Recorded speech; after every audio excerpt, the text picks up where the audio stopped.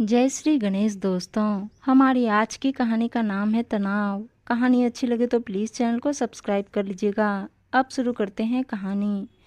मुझे दफ्तर से आते आते रात के 9 बज गए थे। घर में घुसते ही शीतल के बिगड़ते तेवर देखकर मनीष समझ गया कि जरूर आज घर में कुछ हुआ है, वरना मुस्कुराकर स्वागत करने वाली बीवी का चेहरा उतरा नहीं होता।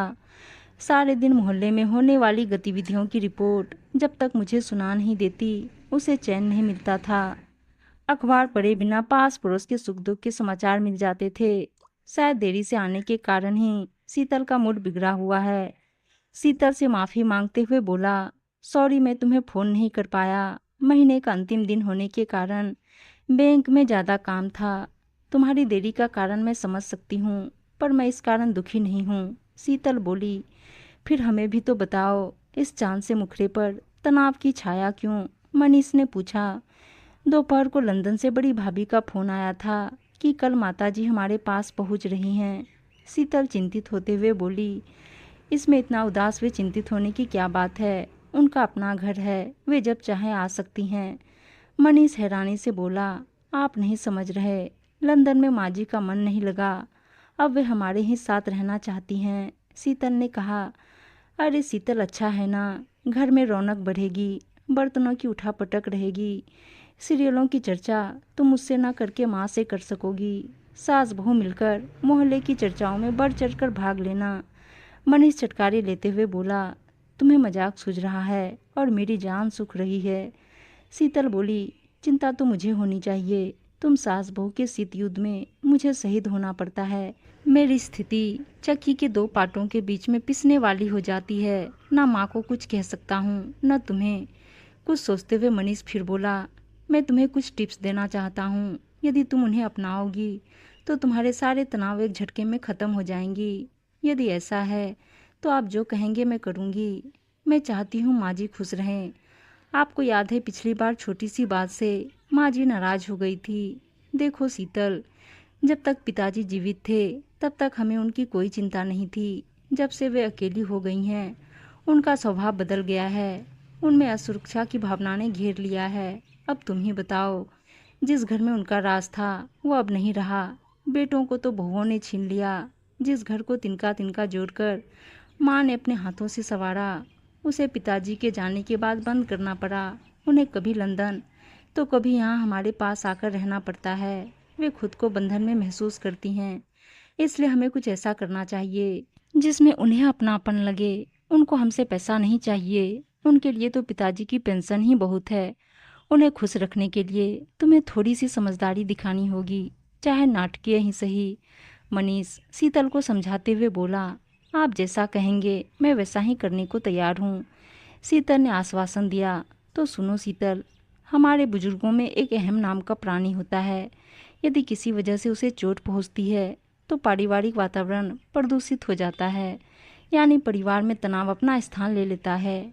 इसलिए हमें ध्यान रखना होगा कि माँ के अहम को चोट ना लगे। बस फिर देखो। मनीष बोला, इसका उपाय भी तो बता दीजिए आप। शीतल ने उत्सुकता से पूछा। हाँ हाँ, क्यों नहीं। सबसे पहले तो जब माँ आए तो सिर पर पल्लू रखकर चरण स्पर्श कर लेना।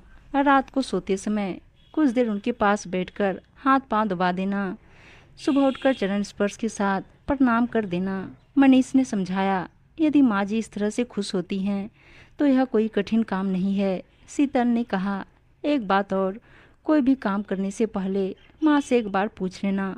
होगा तो वही जो मैं चाहूँगा। जो बात मनवानी हो उस बात के विपरीत कहना, क्योंकि घर के बुजुर्ग लोग अपना महत्व जताने के लिए अपनी बात मनवाना चाहते हैं। हर बात में जी माँ जी का मंत्र जपती रहना, फिर देखना माँ की चहेती बहू बनते देर नहीं लगेगी।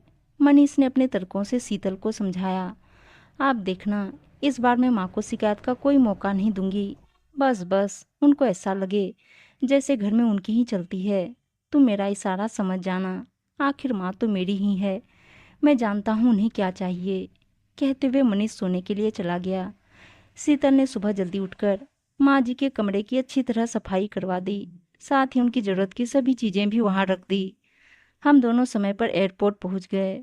हमें देखते ही माँ जी की आंखें खुशी से चमक उठी। सिर ढककर शीतल ने माँ के पैर छुए तो माँ ने सिर पर हाथ रखकर आशीर्वाद दिया। पोते को न देखकर माँ ने पूछा, अरे तुम मेरे देव को नहीं लाए? माँ जी वह सो रहा था। शीतल बोली, बहू आजकल बच्चों को नौकरों के भरोसे छोड़ने का समय नहीं है, आए दिन अखबारों में छपता रहता है। माँ जी ने समझाते हुए कहा, जी माँ जी, आगे से ध्यान रखूंगी। शीतल ने माँ जी को आश्वासन दिया। रास्ते भर भैया भाभी वे बच्चों की बातें होती रही। घर पहुंचकर माँ ने देखा जिस कमरे में उनका सामान रखा गया है उसमें उनकी ज़रूरत का सारा सामान ठीक तरीके से रखा था। 5 वर्षीय पोता देव दौड़ता हुआ आया और दादी के पांव छूकर गले लग गया। माँ जी, आप पहले फ्रेश हो लीजिए, तब तक मैं चाय बनाती हूँ, कहते हुए शीतल किचन की ओर चली गई। रात के खाने में माँ से पूछकर सब्जी बनाई गई। खाना खाते खाते मनीष बोला, शीतल कल आलू के पराठे बनाना, पर माँ से सीख लेना, तुम बहुत मोटे बनाती हो। शीतल की आंखों में आंखें डालकर मनीष बोला, ठीक है, माँ जी से पूछकर ही बनाऊंगी। शीतल बोली। माँ जी के कमरे की सफाई भी शीतल कामवाली से न करवाकर खुद करती थी, क्योंकि पिछली बार कामवाली से कोई चीज़ छू गई थी तो माँ जी ने पूरा घर सिर पर उठा लिया था। अगले दिन ऑफिस जाते समय मनीष को एक फाइल न मिलने के कारण वह बार बार शीतल को आवाज़ लगा रहा था। शीतल थी कि सुनकर भी अनसुना कर माँ के कमरे में काम करती रही। तभी माँ जी बोली, बहू तू जा, मनीष क्या कह रहा है सुन ले। जी माँ जी। दोपहर के समय माँ जी ने तेल मालिश के लिए शीशी खोली तो शीतल ने शीशी हाथ में लेते हुए कहा, लाओ माँ जी मैं लगाती हूँ। बहू रहने दे, तुझे घर की और भी बहुत काम है, थक जाएगी। नहीं माँ जी, काम तो बाद में भी होते रहेंगे। तेल लगाते लगाते शीतल बोली, माँ जी आप अपने समय में कितनी सुंदर दिखती होंगी, और आपके बाल तो और भी सुंदर दिखते होंगे, जो अभी कितने सुंदर और मुलायम हैं। अरे नहीं, ऐसी कोई बात नहीं। हाँ, तुम्हारे बाबूजी जरूर कभी छेड़ दिया करते थे, कहते थे कि यदि मैं तुम्हारे कॉलेज में होता तो तुम्हें भगा ले जाता। बात करते करते उनके मुख की लालिमा बता रही थी जैसे वे अपने अतीत में पहुंच गई हैं। शीतल ने चुटकी लेते हुए माँ जी को फिर छेड़ा। माँ जी देव के पापा बताते हैं कि आप नाना जी के घर भी कभी कभी ही जाती थी। पापा जी का मन आपके बिना लगता ही नहीं था। क्या ऐसा ही था माँ जी? चल हट, शरारती कहीं की, कैसी बातें करती है। देख देव स्कूल से आता होगा। बनावटी गुस्सा दिखाते हुए माँ जी बच्चों तरह शर्मा गई। शाम को शीतल को सब्जी काटते देखकर माँ जी बोली, बहू तुम कुछ और काम कर लो, सब्जी मैं काट देती हूँ। माँ जी रसोई घर में गई तो शीतल ने कहा, माँ जी मुझे भरवा शिमला मिर्च की सब्जी बनानी नहीं आती, आप सिखा देंगी। ये कहते हैं जो स्वाद माँ के हाथ के बने खाने में है वह तुम्हारे में नहीं है। हाँ हाँ क्यों नहीं, मुझे मसाले दे, मैं बना देती हूँ। धीरे धीरे रसोई की जिम्मेदारी माँ ने अपने ऊपर ले ली थी। और तो और देव की मालिश करना, उसे नहलाना, उसे खिलाना पिलाना सब माँ जी ने संभाल लिया। अब शीतल को देव को पढ़ाने के लिए बहुत समय मिलने लगा। इस तरह शीतल के सिर से काम का भार कम हो गया था। साथ साथ घर का वातावरण भी खुशनुमा रहने लगा। मनीष को शीतल के साथ कहीं घूमने जाना होता तो वह यही कहती कि माँ से पूछ लो, मैं उनके बिना नहीं जाऊंगी। एक दिन पिक्चर देखने का मूड बना। ऑफिस से आते हुए मनीष 2 टिकट ले आया। जब शीतल को चलने के लिए कहा तो वह झट से ऊंचे स्वर में बोल पड़ी, माँ जी चलेंगी तभी मैं चलूंगी, अन्यथा नहीं। वह जानती थी कि माँ को पिक्चर देखने में कोई रुचि नहीं है। उनकी तूतू मैं सुनकर माँ जी बोली, बहू क्यों जिद कर रही हो, मनीष का मन है तो चली जा, देव को मैं देख लूंगी। माँ जी ने शांत स्वर में कहा। वे दोनों पिक्चर देखकर वापस आए तो उन्हें खाना तैयार मिला। माँ जी को पता था मनीष को कटहल पसंद है, इसलिए फ्रिज से कटहल निकाल कर बना दिया। रोटियां बनाने के लिए शीतल ने गैस जलाई तो माँ जी बोली, शीतल तुम खाना लगा लो, रोटियां मैं सेकती हूँ। नहीं माँ जी, आप थक गई होंगी, आप बैठिए, मैं गरम गरम रोटियां बनाकर लाती हूँ। शीतल बोली, सभी एक साथ बैठकर खाएंगे, तुम बना लो शीतल, मनीष बोला। एक साथ सभी को खाना खाते देखकर माँ जी की आंखें नम हो गई। मनीष ने पूछा तो माँ बोली, आज तुम्हारे बाबूजी की याद आ गई, आज वे होते तो तुम सबको देखकर बहुत खुश होते। माँ मन दुखी मत करो, मनीष बोला। शीतल की ओर देखकर मनीष बोला, कटहल की सब्जी ऐसे बनती है? सच में माँ, बहुत दिनों बाद इतनी स्वादिष्ट सब्जी खाई है। माँ से कुछ सीख लो शीतल। माँ जी सच में सब्जी बहुत स्वादिष्ट है, मुझे भी सिखाना। बहू, खाना तो तुम भी स्वादिष्ट बनाती हो। नहीं माँ जी, जो स्वाद आपके हाथ के बनाए खाने में है वह मेरे में कहाँ। शीतल बोली।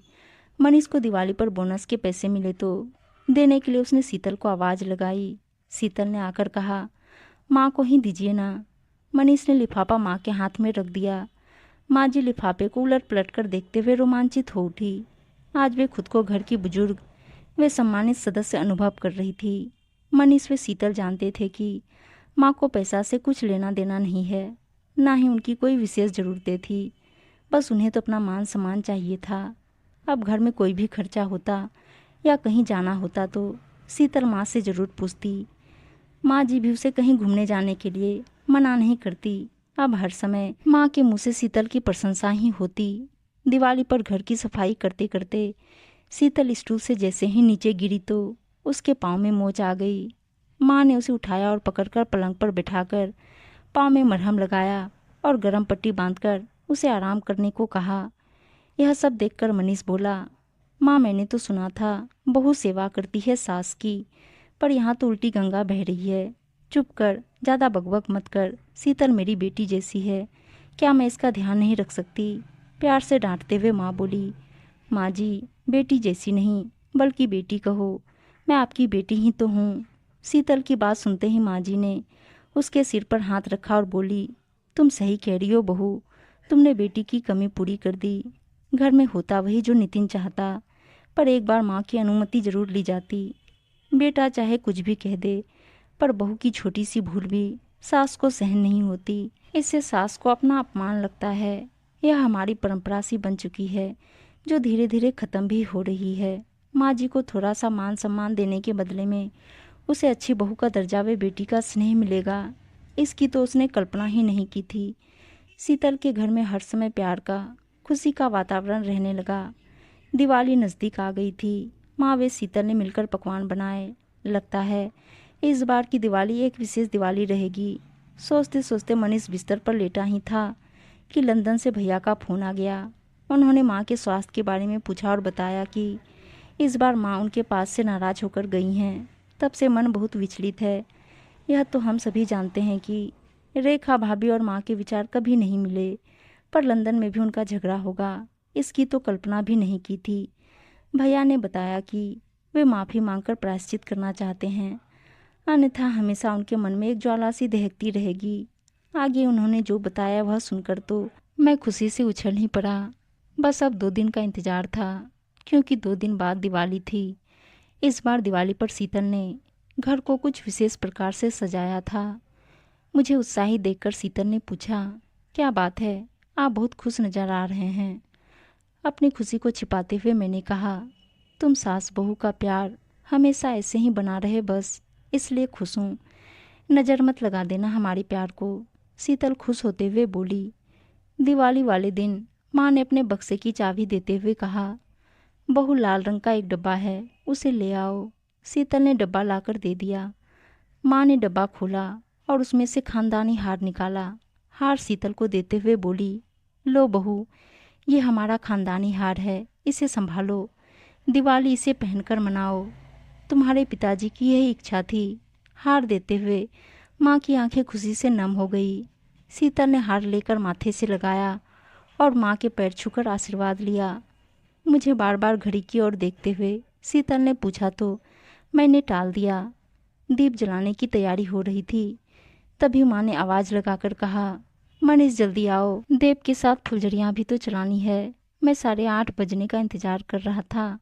तभी बाहर टैक्सी रुकने की आवाज़ आई। मैं समझ गया मेरे इंतज़ार की घड़ियाँ ख़त्म हो गई। मैंने अनजान बनते हुए कहा, चलो माँ, सेलिब्रेशन शुरू करें। हाँ हाँ चलो। शीतल आवाज़ लगाते हुए कुर्सी से उठने लगी तो रेखा भाभी ने माँ के चरण स्पर्श किए। आदत के अनुसार माँ के मुँह से आशीर्वाद की झड़ी लग गई। सिर पर हाथ रखकर बोले ही जा रही थी, खुश रहो, आनंद कर, आदि आदि। भाभी जैसे ही पाँव छूकर उठी तो माँ आश्चर्य से देखती रह गई। आश्चर्य के कारण पलक झपकाना ही भूल गई। हैरानी से माँ ने एक बार भैया की ओर, एक बार मेरी ओर देखा। तभी भैया ने माँ के पैर छुए तो खुश होकर भाभी के साथ साथ मुझे वे शीतल को भी गले लगा लिया। माँ ने भैया भाभी की आंखों को पढ़ लिया था। पुनः आशीर्वाद देते हुए दिवाली की शुभकामनाएं दी। माँ की आंखों में खुशी की चमक देखकर लग रहा था दिवाली के शुभ अवसर पर अन्य दीपों के साथ माँ के हृदय रूपी दीप भी जल उठे, जिसके प्रकाश ने सारे घर को जगमग कर दिया।